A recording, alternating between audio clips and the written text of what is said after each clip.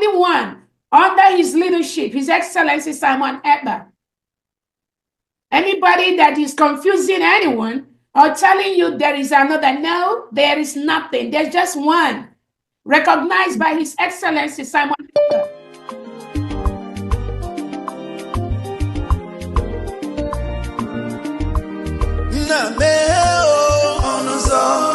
Biafra, Merani, Onuzo ke Biafra, na Merani, Onuzo ke Biafra, Merani, Onuzo ke Biafra.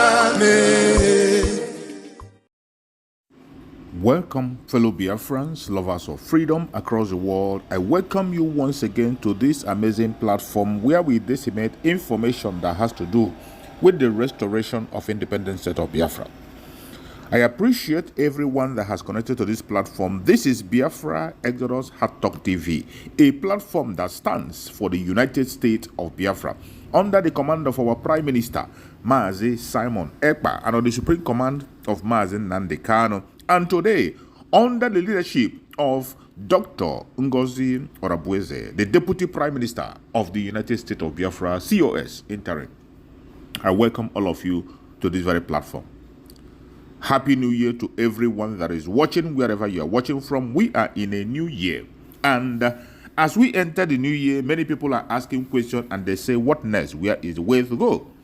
The way to go is simple. We are pursuing the recognition of the United States of Biafra and the restoration of Biafra fully on the ground. That is the phase where we are today. Every one of us must continue to give our contribution the best way we can. And remember, I urge you to like and share. Share to your neighbors, share to your family, share to everyone to key in and join us on this gospel. Do not be distracted. Regardless what you hear, regardless what you see, regardless the propaganda and blackmail that is flying from right, left, and center, do not get distracted. Be focused, because Biafra have been declared on the 29th of November 2024, and there is no going back. We are pursuing the recognition of Biafra until we are certain that the lives and properties of our people there are firmly secured. Any day we learn to stop blaming the victims, this world will be a better place. I'm directing these very statements to the US Ambassador, to the UK High Commissioner, to the EU presence in the zoo, and the UN as well. I know all of you will do nothing. We are not Muslims, so you're not going to help us. That's obvious. We know that for sure. But we have something that you do not have. We have the grace, the might, and protection of God Almighty in heaven. And we know that God exists. And as long as He liveth, as my name is Nnamdi, my Redeemer liveth, as long as God lives in heaven, all of you can never triumph against us. Ujuku said it before, and you said he failed. We know why he failed, because God said the time wasn't right. I want to show them, my children, what is called Biafra, that very kingdom. They have to fight their way into it. If that is the option you leave for us, then by all means, we will oblige you. But Biafra must come, or we all die. It's as simple as that. There is no alternative. People must understand the rage that is boiling within us. You must understand how angry we are. We may look normal to you, but we are very, very angry, believe you me. And by the time we are done with Nigeria, the name won't exist. That I can assure you. You people are now beginning to see the type of madness that we are capable of unleashing. And more is coming. And I do not hide it, because you hate us anyway. This conspiracy against Biafra, for no reason, we've done nothing wrong to anyone. But you despise us and you hate us. You want us to die because God gave us oil and gas. You want to take over our land. It's not going to happen. And we're not apologizing nor begging anybody to please read this letter. They are raping our women. They raped our women. Did you do anything about it? They went to the UK High Commissioner. They were telling them, oh, we can't do anything about it. Rape victims. But you're doing something about defending Fulani. You are defending Fulani. But rape victims in front of you cannot defend them. And you're neutral. And you want Nigeria to continue. So you want me to stay in a Nigeria where my women will be raped every day. Nobody will do anything about it. And I'll be clapping for you. One Nigeria, I'll be clapping for you. Check it up, mad people everywhere. People are insane. You want me to stay in a country where the Fulani police and soldiers can come and take our women, rape them anyhow they like. Even before they release them, they charge us. Do you know how much we have spent? We have spent nearly 9 million naira to secure the release of people who were abducted and raped, victims of state crime. Britain didn't say anything. UN never uttered a word. EU, nothing. US, nothing. And you want me to be in that country? I think some people are mad. Very, very insane indeed. If you do not believe in what we are doing, then you better get out. We're not going to stop. God knows we can never stop until Biafra is restored. We are peace-loving people. We abhor death and killing of another soul. It's in our nature, that's how we are. But because of that, they have been coming and killing us all these years. We've kept quiet.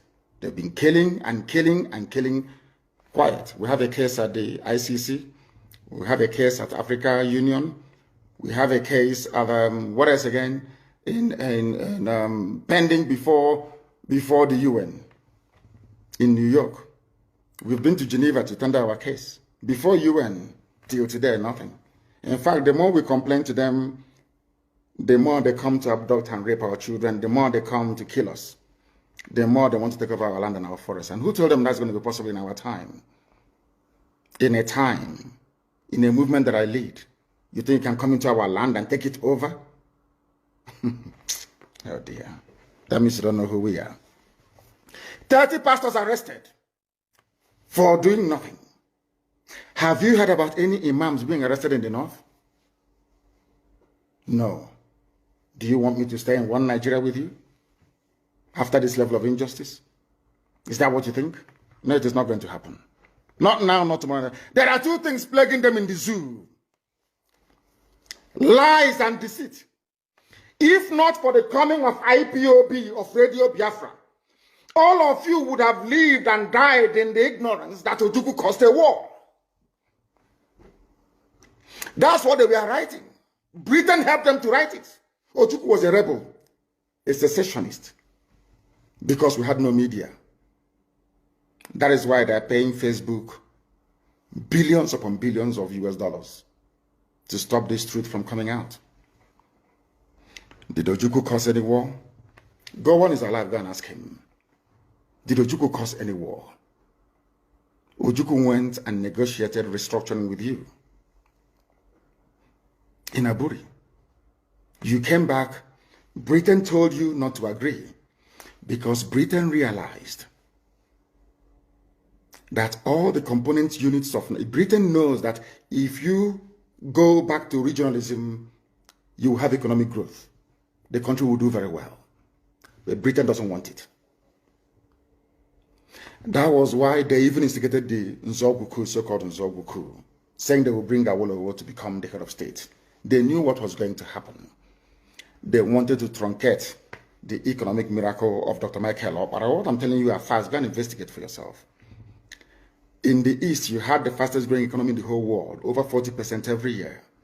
In the West, Awolowo was performing his own miracle as well. Even in the North, Ahmadu Bello and Tafawa Balewa were doing very well. You had all those massive industries in the North. You even had Alamajiris that were employed in the North, meaningfully employed, gainfully employed. They were all doing very well. Britain said, no, for us to control these people, we need to impoverish them. Let us introduce this war. There was a coup by Nzogbu. And after that, there was the massacre of, as usual, massacre of our people in the North. Ojukwu said, I have to secure my land and my people. They said, no, let's go to Aburi to discuss it. Ojukwu went to Aburi and agreed restructuring. That's something now you're asking for, to tell you how foolish Nigerians are. They're very foolish. That same nonsense you're asking for now was discussed many years ago. Ojukwu sat down in Aburi with Gowon and decided that regionalism was the best way forward, restructuring, going back to who you were, 1963 Constitution, 1960-1963 Constitution. Be on your own and pay tax to the central government, as they have in America, as they have even in Britain. Britain, you have Scotland that is almost independent. Wales, the same thing. Everybody is free. But Britain doesn't want the same thing they're enjoying to happen in Nigeria. Why? Ask yourself that question. Anybody telling you about one Nigeria is your enemy. I'll prove it to you now. Ojukwu negotiated devolution, regionalism. The North will be on their own, the West on their own, even Midwest on their own, and then the East on their own. It's the same one Nigeria. On their way to the airport, before they boarded the aircraft, a call came from Lagos, from the British High Commissioner in Lagos, to Gowon, telling Gowon not to agree, after having signed the agreement. That same Gowon you're looking at today, God kept me alive so that he can witness the destruction he will bring upon that very zoo called Nigeria. Gowon said no. Do you know all the journalists in Nigeria, none of them have ever gone to go on to ask him, why did you say no to Aburi? Aburi was restructuring. None of those agitating for restructuring right now has ever gone to go on or gone to Nigeria to say, but Ojukwu negotiated restructuring. What happened? They came back and they said no. Ojukwu said, okay, so you want to continue to kill my people all over the place? No. Because of that, I'll declare Biafra. Today, they have brainwashed all of you with the perverse notion and thinking that somehow Ojukwu is responsible for causing a war, when opposite is the case.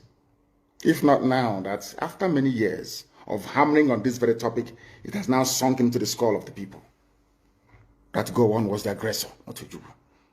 That's how Nigeria is, always blaming the victim. And we lost over 5 million people during that very genocidal war. They killed over 5 million Biafrans. They wanted to wipe us away from the face of this very earth. But we survived it, and we are here today. Those they gave birth to, that have come. And this time with a wrath that you cannot even begin to imagine. And Biafra must come. It must come. Two things are bothering the zoo right now. You know, when God wants to destroy a nation, it comes in many ways. One, Buhari is dead. They brought in a fake. It is now dawning on the people very slowly that there is no more Buhari. People are now beginning to realize it. What I find astonishing are people that they claim are stakeholders in the zoo, those who should know better, those who should be, should I say, lead this very campaign to uncover the truth. They're all running away, they're all hiding. Do you know why they're hiding? Because the people talking about a late dead Buhari are those that oil and gas comes from their region. And they all think that they need oil and gas to survive. That is why they're all quiet. If not that Dino Malaya came out a few days ago, of course Obasanjo said it, even Aisha Buhari said it, but the husband is dead. They all pretended as if they didn't know. And we know that Buhari is dead. And when that very issue erupts the way and manner it would, later on in the coming weeks and months, the zoo cannot contain the fallout. That is number one. Number two is that everybody keeps talking about there seems to be no government, there is no direction because Buhari is not there. That is why you have no direction. That is why the country seems to be drifting. That is why there is no sense of purpose, no cohesion, because there is no Buhari. So what you have are competing interests and ideas from the Fulani cabal that is ruling the zoo, ruling all of you.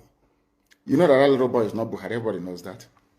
How many Buharis are you going to have before you begin to reason and begin to think? When I said it, they said it was conspiracy theory, and I said with time, today people are coming out to confirm what we have always known. What we have always known, that Buhari is dead. That is why you have what is called a drift in the government. That is why there is no clear focus, there is no clear-cut direction, not at all. If not that I talked about Aisha Buhari in my last broadcast, I wouldn't have brought her out today to speak. And she only issued a statement. Nobody saw her. She's in Dubai having fun with her boyfriend, your first lady. And I asked them, in whose reign or regime in Nigeria or anywhere else in the world do you have a first lady missing in office? Only in Nigeria. But you, as a Nigerian, cannot ask any questions because of the way you reason. The problem you have as a Nigerian is in your brain. The way you reason is flawed. Ask yourself this question. If this woman's husband is alive, what is she doing in Dubai? And with who in Dubai? Simple question. But you can't ask yourself that question because you're a Nigerian. Sometimes you don't reason very well. It is not meant to be an insult. I'm just telling you the fact of life. Buhari is no longer alive. The various Fulani groups within, some are sponsoring terrorists from all over the place to come to your land to kill you. And you want to be in the same country with the same people that imported terrorists to come to kill you. I don't understand it. You see, I am struggling to understand how some of you reason. They call themselves your patrons. They say you are Nigerians. Is that correct? Why would a fellow Nigerian go outside to the Sahel to pay people to come to kill you? They are fellow Nigerian. And after killing you, they say that those murderers and killers are now entitled to live in your forests and in your farmlands. Are all of you okay at all? Because I am struggling to understand how you people reason. The reason why I'm saying this is this. The gullible ones amongst you are the ones they are deceiving. They are deceiving all of you. And for some perverse reason, you tend to fall for it. But we have not fallen for it. And wonders shall never end. You saw the little boy that they were giving, they said they're giving him COVID-19 vaccine. And I ask you in all honesty, there are pastors and truth tellers and men of God, I believe, in Nigeria. Look at the hand of that boy. You've seen the pictures and the videos everywhere. Is that the hand of an 80-year-old man? How can all of a sudden Osibajo is now older than Buhari? Look at the videos and look at the pictures. At this point, I begin to ask some of you, are you sure that your brain is working? Your brain cells is working? People say, oh, it is a conspiracy theory. All these things that you're saying about these people, and I'm saying to them, have you not seen the picture of Osibajo taking the so-called vaccine or malaria injection? I don't know. Look at the man they claim is Buhari. Look at his hand. Is that the hand of an 80-year-old man? Is Buhari richer than Bill Gates? Is Buhari richer than George Soros? George Soros is richer than the whole of Nigeria. Bill Gates, the same thing. So if it is money that caused this very old dying man to now turn into a 35-year-old man, how come Bill Gates cannot do it?